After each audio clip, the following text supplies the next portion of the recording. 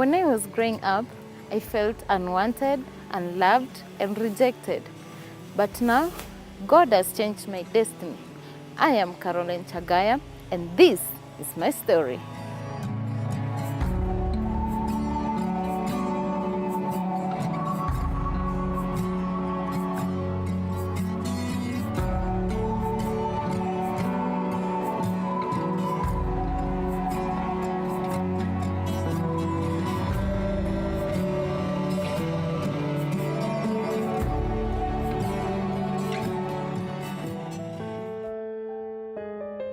Family support is essential to individuals for various reasons, most of which are related to one's personal well-being because it can benefit a person's physical, emotional, and mental health, and what it offers us human beings can't be found anywhere else.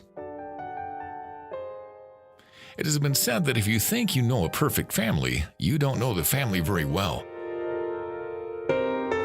Caroline Chagaya, born and raised in Vihaga County, is no exception. Unfortunately, at the age of 5, my mom had to divorce my dad and they had to go their separate ways. So I had to go with my mom to her maternal home. We stayed there. Then life was okay because my grandfather was still there. He used to love me so much. Life was good, was normal. But when my grandfather died, things had to change. My mom got remarried somewhere else. Living with her stepdad, it was not easy because the man was a drunkard. He would smoke. When he comes home, he would just beat my mom, throw my mom out, even if it was raining, beat it in the dark. So life had to go on until when things became too much. When one night my mom was beaten, her clothes torn, until she was thrown out of the house. So she had to go back at her maternal home. And she never went back to that abusive marriage again. After a few years, as a woman, you also have a future of your own. So my mom had to remarry again for the 3rd time, whereby I had to follow her to her new marriage. When I went with her, life was okay at first, until when my mom gave birth for my stepdad. I now became the nanny of that child. On several occasions, I could even go hungry because the food that has been cooked is only for the young child. So there was nothing I could do about it. I had to travel to school more than 3 kilometers every single day. Sometimes you go to school on an empty stomach. So things were pretty difficult, but all in all, I kept forging on. And it came to a point when I couldn't just take it anymore because every time they kept reminding me that, Caro, this is not your place, this is not your home, this is not your father. You have to look for your father. You don't belong here. So anytime you get abused, when my stepdad could beat me up, there'll be no excuse because you yourself, you already know you don't belong to that place. It came to a point when the abuse was too much for me to bear because your stepdad beats you, makes sure all the clothes are torn, you haven't eaten, you're so weak. And when you come back from school, you still have to go look for grass for the cows, and the remaining you have to sell for 20 shillings. You go buy flour, you bring it home so that you can provide a meal for the day. Failure to do so, then there will be no meal for you. And it subjected me to so much pain because my stepdad used to make local changa. And during the night in disco mastangas, they could give me, I go and sell even cigarettes and bang. And I must make sure that I sell everything before I come back home. When I come back home from the disco matanga after selling the bang, tomorrow I have to wake up, and still go back to school. And I was still young. I was barely 12 years old, but I still had to do it, because if I fail to do so, then I'll get a beating of my life. So I even one day tried, like I said, this thing that people are just smoking, why can't I try it out? So it's really difficult, because in such an environment you get subjected to things that are not really meant for the kids. So for me it was difficult, but I always say it was only the strength of God that kept me moving. Parents have a sacred duty to righteously rear their children in love and to provide for their physical and spiritual needs while teaching them how to love and serve one another. But this was not the case for Caroline. My step-grandfather, who was now my mom's father-in-law, started to make sexual advances at me. So I went and told my mom, this is what grandfather is doing to me, and it's not right. And my mom told me, you're not supposed to talk ill of mature people. Don't ever say that to any other person. So my mom shutting me up, it really shattered me. So when that abuse continued, I became too afraid until I had to run away. Because even if I go to my mom with evidence that this is what grandfather has done to me, they just say you have to keep quiet in order to protect the honor of the family.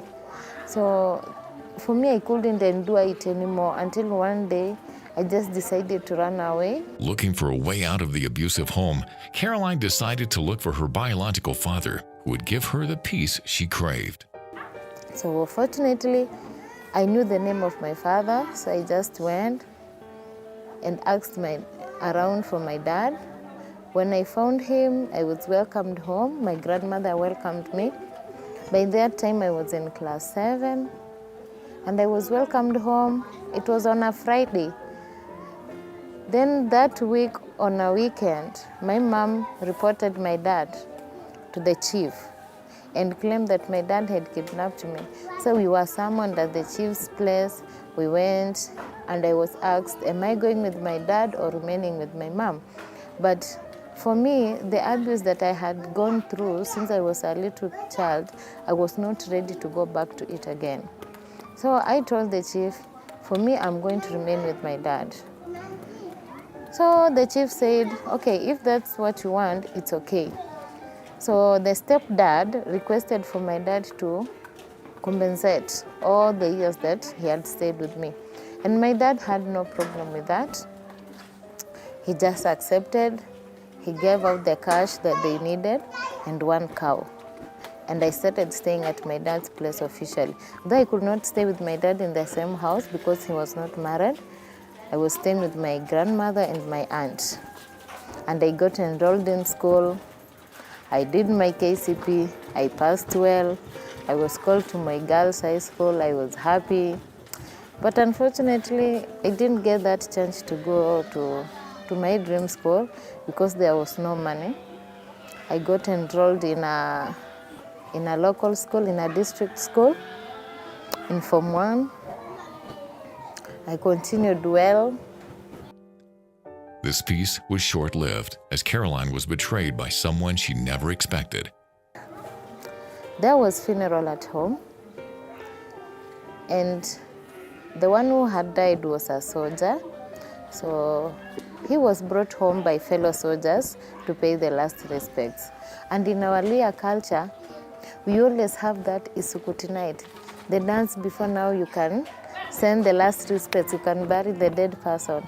So during that time there came this officer who approached us and requested, which soda are you taking? And for that time and that age, like if someone buys you a soda, like you respect that person, you see like he's a very important person.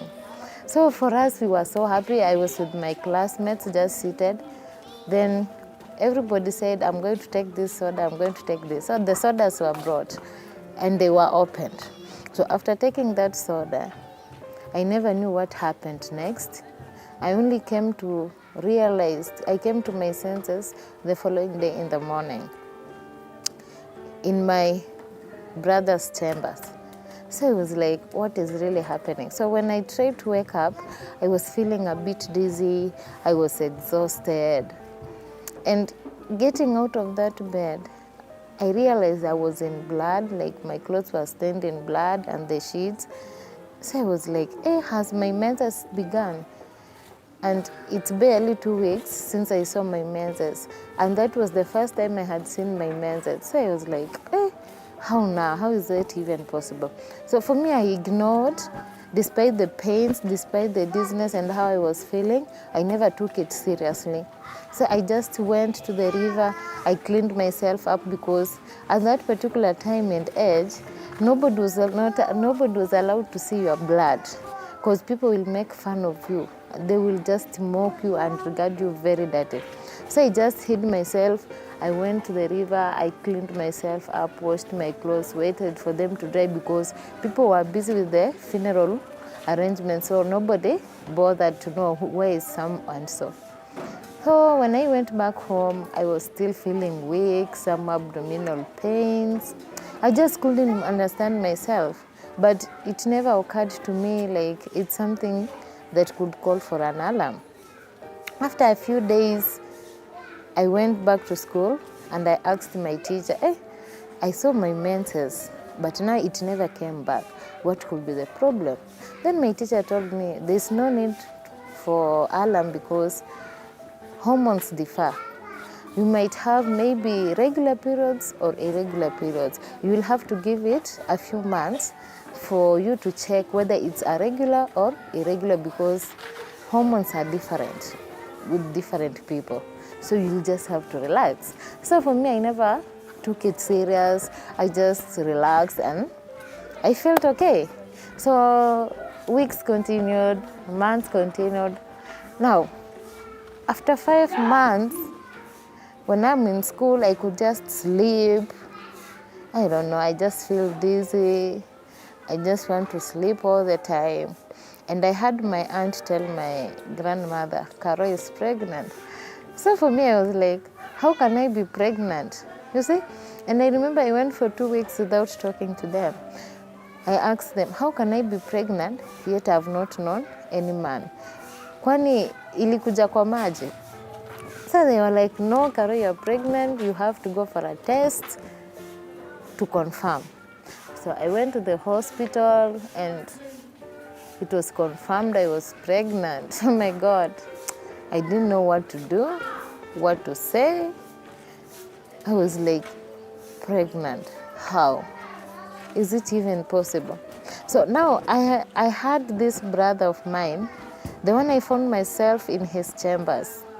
We were too close, like we could share practically everything. So I went to him and told him, I've gone to the hospital and it has been confirmed I'm pregnant. But now I'm wondering, how did it happen? Where did the pregnancy come from? So my brother told me, Caro, you want to tell me you didn't have a nice time? And I was like, what do you mean by nice time? And he told me, my friend who bought us sodas, you want to tell me you didn't have a perfect time with him? And I asked him, what do you mean by that? And he said, he paid me some money for him to have time with you. And I was like, how is that even possible? And he said, who refuses money? Actually free of charge. So for me, I took the money, I gave him the house and allowed him to enjoy himself with you. So from there, I was so much shocked. I was sad, I cried, and even told him, whatever you have done to me to ruin my life, you'll never have peace, and your life will also be ruined the same way you have ruined my life. Because this is someone I don't know, I've never met him. This is the first time he came, but because of the greed you had for money, you had to destroy my life. Caroline felt betrayed, rejected, and unloved. How did she manage to pick up the pieces? Her story continues after the break.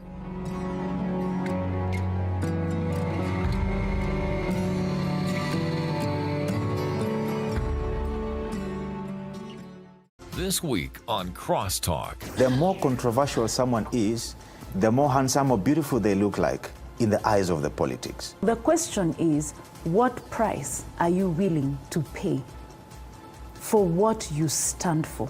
So, the level of integrity in this country, is it indicative of the level of integrity within the smallest unit in our society? That's this Sunday at 8 p.m.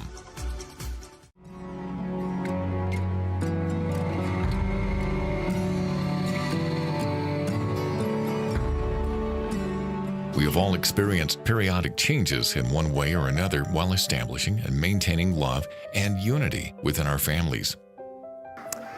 So my dad really gave me a beating that day, just for me to say who was responsible for the pregnancy. I cried, but now even crying couldn't help. My family told me, Carol, you have disappointed us. You are no longer part of us because you claim like you are going to church, you are a church girl, but here you are doing things that church girls don't do. So for me, life had to make a turn. I felt like nobody wanted me.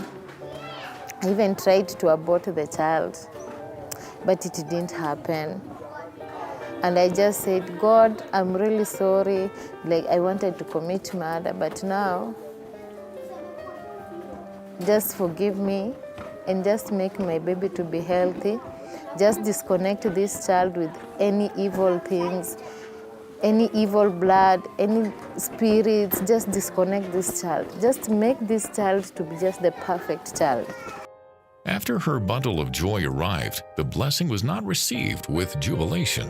I didn't have clothes for the child. I didn't have napkins, laces. I had practically nothing. So the only thing I could do, I could just take my clothes, wrap the baby inside, just to get the warmth, and we sleep. So it went that way at least for the first 3 months. Then I got a contract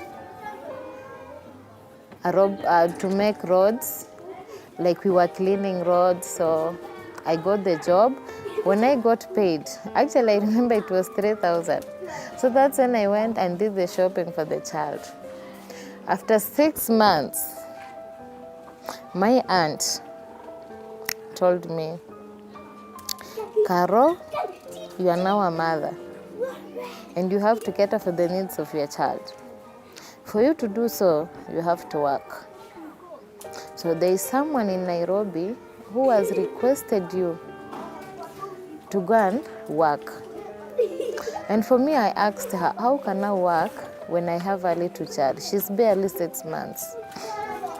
And she told me, don't worry about that. You will go with your child because it has been allowed. Excited about the fortunes that were coming, Caroline took up the challenge to start a new job in Nairobi. Money was sent, bus fare. Very early in the morning the following day, I woke up at 4 in the morning from all the way from Western to Nairobi just to get that, to secure that employment. So a mobile number was written on a piece of paper and I was told when I arrive in Nairobi, I should borrow a mobile phone and call that number because I didn't have a cell phone. When I arrived in Nairobi, I borrowed a cell phone. I called the number. The person told me, just be still where you are. I will be coming. So after a few hours, there came this guy. He was asking around, are you Carol? Are you Carol? And I said, yes, I am. And he said, okay, I'm here for you. Let's go. So we went until to a certain house. And when we reached there, the first night we slept comfortably, but now the second day, the man went and locked us in the house. When he came back in the evening, he told me, Carol, do you know why you are here? And I said, yes, I'm here because I've come to work. And he asked me, do you know which kind of job you have come for? And I said, no, I'm not aware. And he said, okay, You are here, and the kind of work you are going to do is to be my wife. So I was like, how can I be your wife? You don't know me, I don't know you. We have never met. This is the first time we are meeting. How can I be your wife? Barely 6 months into motherhood and the wounds from the rape ordeal still fresh in her mind, Caroline found herself in yet another predicament. I didn't have any other option. I couldn't go back home because first my parents said I've disappointed them and I'm no longer considered their child. The church at home feels disappointed and embarrassed by me. Nobody has given me a chance to explain what has happened and how did I become pregnant, how comes, what really happened. Nobody has given me that chance. I had to accept. I stayed with this man, but the only problem was giving yourself to someone that you are not emotionally connected to. It's really difficult. So most of the time we could engage in fights because of sex. Like the man wants sex, I'm not ready for it. And we could fight. And it went to an extreme until one day he just woke up and said, if you don't want to give me sex, what are you doing? And he took out the belt and started beating me up. And for me, I got so much frustrated. I even just grabbed a knife and said, if this tail is going to make you beat me almost every night, then it's better if I chop it off. So unfortunately, he overpowered me then. So things continued until one night, it became too much. Like the man hit me on the head until I passed out. So I bled for some time. When I gained consciousness, I woke up. And the first thing I thought was just to move out of that house. I went, and the first place I thought of was just to my pastor's house. When I went there, he took me to the hospital. When we went to the hospital, the doctor said, we have to call the police and find out what happened. But the doctor was told I fell from the bathroom. So that case, there was no way I could report because the doctor has been told I fell in the bathroom, though he was not convinced because he was like, if she fell from in the bathroom, how comes it's a deep wound? How did it even happen? But they told the doctor, don't even bother about so many questions, just treat her and allow us to go. Delivered from the jaws of death, Caroline had had enough and left the home physically and emotionally broken. Despite all the church efforts for me to forgive the man, I couldn't find it in my heart to forgive him because the pains had gone deeper. So the church told me, Caro, since you have refused to forgive the man, then you are not supposed to come to church. So I stayed out of the church for 1 whole year without going to church. I was just on my own. I have no one to turn to. I have nobody to talk to. It's only me. And within that 1 year, I tried looking for a job, but I didn't find any. Then I came and landed a job in bar and restaurant. I used to clean sheets in a lodging and wash latrines. And I was told now that you have gone to do such kind of a work, you are now a prostitute. Shattered and traumatized by her own kin, Caroline was left with severe anxiety and emotional scars. I didn't want to be closer to any man, not even sit next to any man in a vehicle or just any man talking to me. I felt like all men were just violent, they were abusive, they were dirty. Like I really hated men in general. And I told myself, I don't want anything to do with men. And I took life in a very simple way. And I just said, if I have managed to come all this far, what is there difficult that I cannot manage at this particular time? Starting all over again was not a walk in the park for Caroline, but she found comfort in her peers.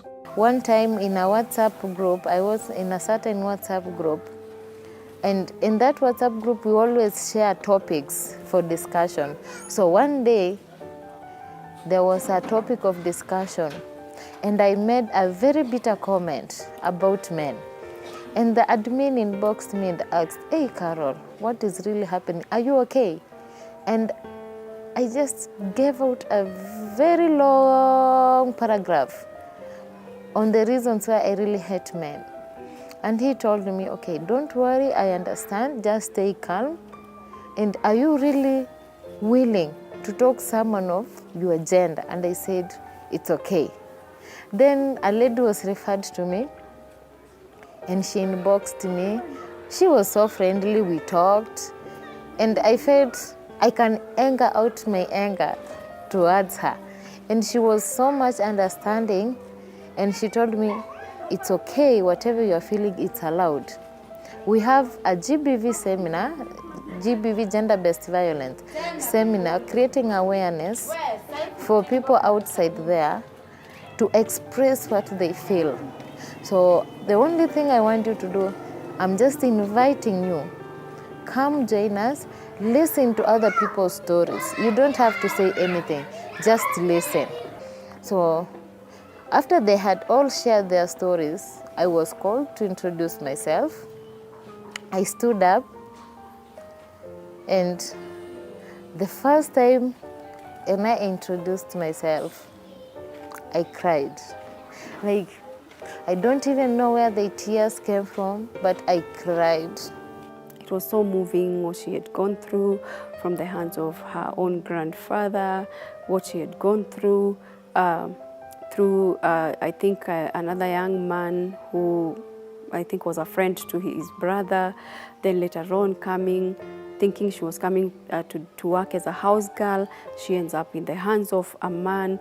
She was very messed up. Her heart was wounded. She needed a shoulder to cry on. So I remember the moment she was sharing and she could not continue. At that point, I was so moved. I just went and hugged her just to remind her that everything will be okay. I cried for over 2 minutes.